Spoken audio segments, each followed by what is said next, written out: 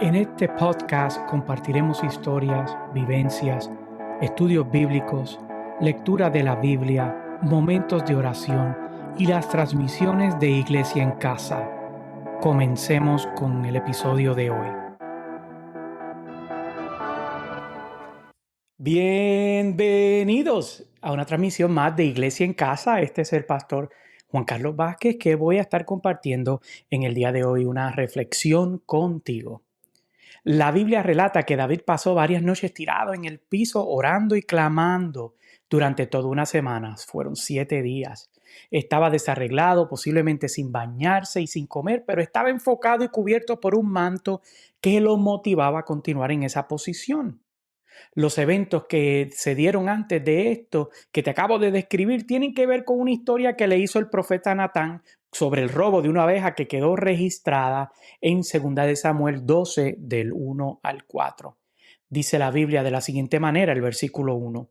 El Señor envió a Natán para que hablara con David. Cuando se presentó ante David, le dijo: 2 hombres vivían en un pueblo. El uno era rico y el otro pobre. 2. El rico tenía muchísimas ovejas y vacas. 3.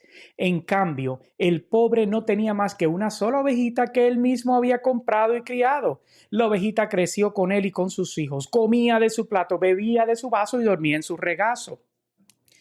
Esa era para ese hombre como su propia hija. El versículo 4 dice: pero sucedió que un viajero llegó de visita a casa del hombre rico y como éste no quería matar ninguna de sus propias ovejas o vacas para darle de comer al huésped, le quitó al hombre pobre su única ovejita. 5. Tan grande fue el enojo de David contra aquel hombre que le respondió a Natán: tan cierto como que el Señor vive, que quien hizo esto merece la muerte. 6.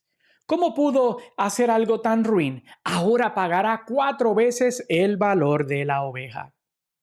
David pensaba que estaba pasando juicio sobre un evento que ocurrió en su reino, pero cuando el profeta le revela que el protagonista de esa analogía era él y que a consecuencia de sus acciones su hijo no se iba a recuperar de una enfermedad mortal e iba a morir, provocó en David un arrepentimiento extremo y que se vistiera de esperanza.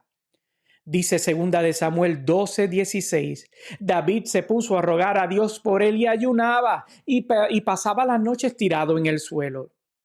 David conocía el poder de la esperanza, esa arma de la cual tú y yo nos podemos apoderar para sobreponernos de eventos en nuestras vidas. Ese algo que no nos permite rendirnos y nos da deseos de continuar. Esperanza es definida como esa confianza de lograr una cosa o de que se realice algo que uno desea. ¿De dónde sale esa esperanza que te impulsa? Te pregunto. La Biblia revela que Dios es la fuente de la esperanza y que está disponible no para algunos, sino para todos nosotros. De hecho, Romanos 15:13 dice lo siguiente: que el Dios de la esperanza los llene de toda alegría y para ustedes que creen en Él, para que rebosen de esperanza por el poder del Espíritu Santo. Le servimos al Dios de esperanza. Por eso no podemos considerar rendirnos en ningún momento, sino continuar aferrados a la esperanza. No podemos considerar que estamos en el abandono, porque la Biblia nos acaba de recordar que Él es la fuente, que Dios es la fuente de toda esperanza. Es más, hasta sabemos de un refrán que dice: la esperanza es los últimos que se pierde. Lo sabemos, lo escuchamos, lo repetimos. Entonces yo pregunto, ¿por qué cuando llega el día malo, precisamente eso es lo que nos trata de arrancar de nuestras vidas, la esperanza de continuar? La esperanza es un alma poderosa que proviene de Dios para impulsarnos a seguir aun cuando parece ser que es un caso perdido. También debemos de entender que la esperanza tiene un enemigo y ese enemigo es el miedo.